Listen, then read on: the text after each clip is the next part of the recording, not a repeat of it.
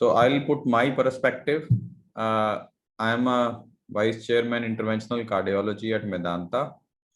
And the reason I thought this is very important in today's scenario because COVID बहुत ज़्यादा चल रहा है. दोबारा से हॉस्पिटल्स सब लोडेड हैं, फुल हो गए हैं.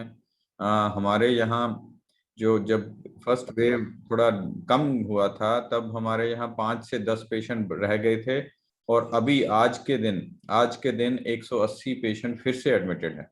आपसे शेयर करूं तो मेदांता में हम शुरू से जब कोविड स्टार्ट हुआ तब से ही हमने पेशेंट एडमिट होना शुरू हुआ और हमारा बहुत लार्ज एक्सपीरियंस है if we talk in India to treat the covid patients. तो इस दौरान क्या हुआ, अब कोविड पहला वेव आया, बड़े सारे पेशेंट कोविड से डायग्नोस हुए, पीड़ित हुए और उसके बाद वो ठीक भी हुए. सो अब जब वो कोविड से जो अब हम कंटेक्स्ट की बात कर रहे हैं वो ये कर रहे हैं अभी जो पेशेंट कोविड से ठीक हो गए उनका आगे कैसा रहता है. सो बहुत सारे पेशेंट जो हमारे फॉलो अप में हैं, हमारे खुद के पेशेंट जिनको कोविड हुआ वो एडमिट हुए या होम क्वारंटाइन रहे, उसके बाद जब वो ठीक हो गए तब वो बहुत टाइम हमारे पास वापिस आते हैं ये सिम्टम्स लेकर, जैसे ब्रीदिंग डिस्कम्फर्ट चल रहा है. सो 1, 2, 3 महीना तक कोविड ठीक होने के बाद, कोविड नेगेटिव आने के बाद 3 महीना तक उनको ये सिम्टम डोमिनेंटली चलता है कि हमें सांस लेने में थोड़ा दिक्कत होता है. हम पहले जब चल पाते थे तो इतना चल पाते थे, अब नहीं चला जाता, हमें सांस में दिक्कत आता है. That is a number 1 symptom. Number 2 symptom which is disturbing is palpitation.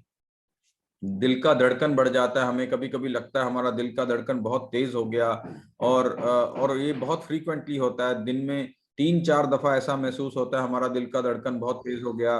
Breathing discomfort चलता रहता है. और तीसरा body aches, severe body aches.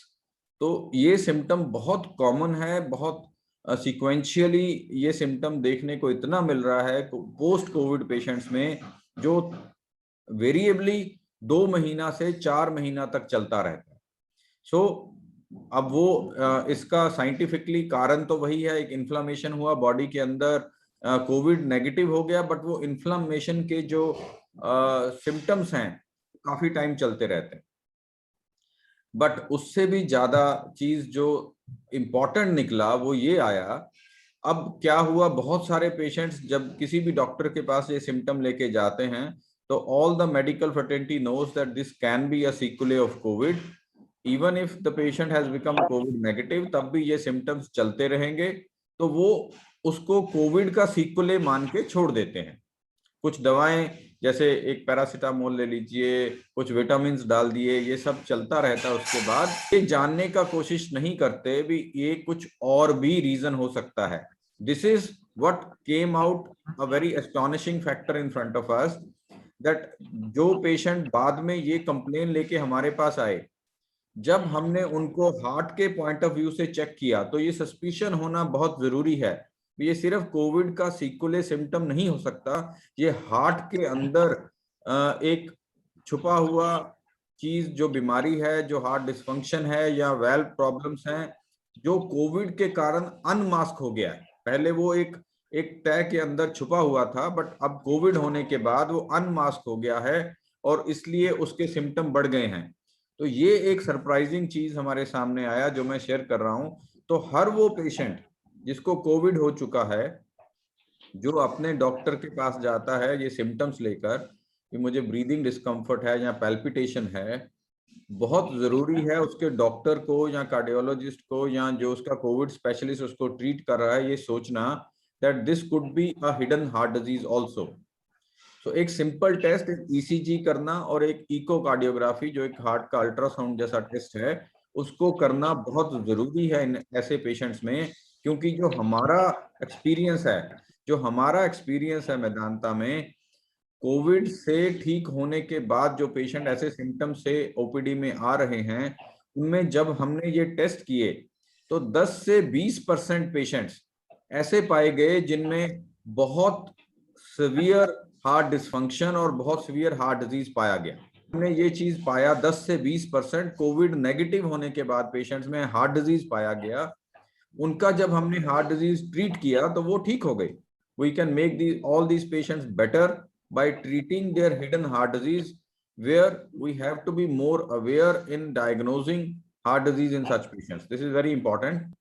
एक और चीज, जो कोविड ठीक होने के 1 महीना बाद, हमारे पुराने फॉलोअप पेशेंट, हार्ट पेशेंट्स थे, उनको कोविड हुआ, 10-15 दिन वो हॉस्पिटल में एडमिट रहे, 20 दिन बाद कोविड नेगेटिव हुए।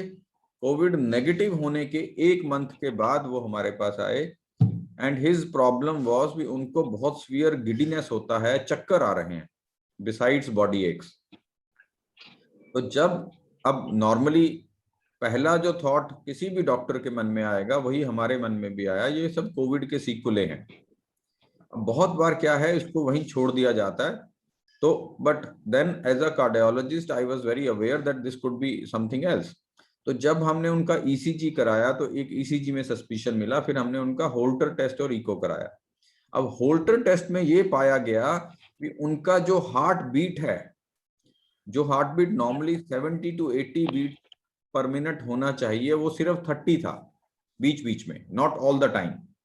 तो intermittently in 24 hour ECG which is a Holter testing, बहुत सारा टाइम ऐसा था जब उनका हार्ट बीट 30 तक चला जाता था।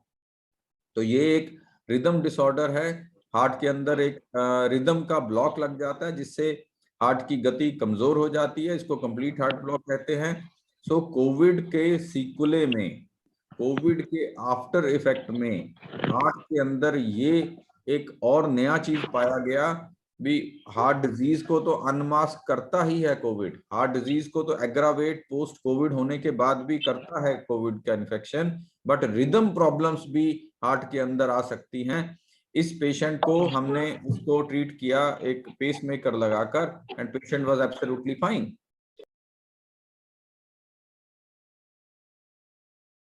दैट कोविड नेगेटिव होने के बाद भी पेशेंट्स को ये सोचकर ना बैठा जाए भी ये सब कोविड के कारण 2-3 महीने तक ये प्रॉब्लम्स आ रहा है। हमें बहुत अवेयर होना पड़ेगा एज डॉक्टर्स, एज कार्डियोलॉजिस्ट, जो लोग भी कोविड को ट्रीट कर रहे हैं भी, इसको हम आगे बढ़ के, सिंपल टेस्ट हैं, कोई बहुत कॉम्प्लेक्स टेस्ट की बात नहीं कर रहे हम, ईसीजी, होल्टर और इको कार्डियोग्राफी से हम चेक करें इन मरीजों